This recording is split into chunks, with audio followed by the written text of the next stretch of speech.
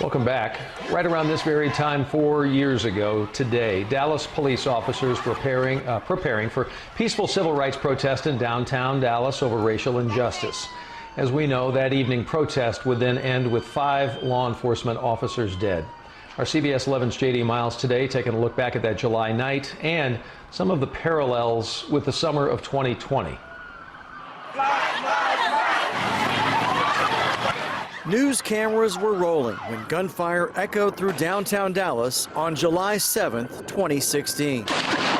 The images from that night are still vivid to those who watched the ambush of 5 officers by a sniper.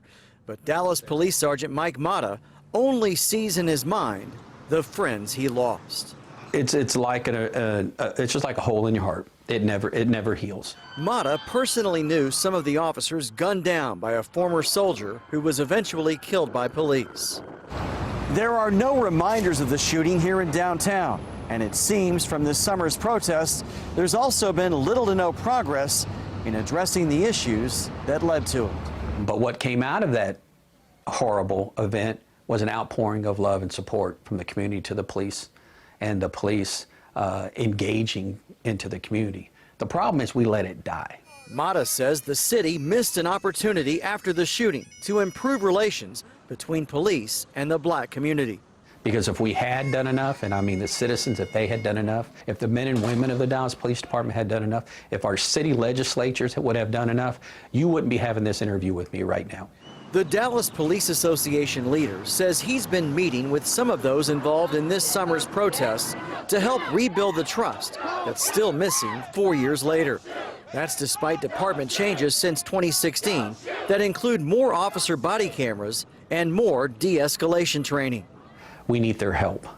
We need their help to come to the table, to have honest dialogue, and let's not 4 years from now have the same conversation.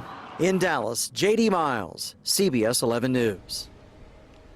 It is a night simply not one of us will ever forget. A group of North Texans, by the way, taking time to say thanks to the Dallas Police Department today. More than 2,800 donated meals distributed to every officer and staff member on each shift. Along with each meal comes a special note. The community leaders who made this happen say it is just a small token of appreciation for the men and women in blue. I like to consider them as boxes of blessings for our police officers so that they know it's a small token, but it means a lot to us to be able to give back to the community and to our police officers. These are trying times that we are in, but I thank you for not letting them forget that the community absolutely loves them.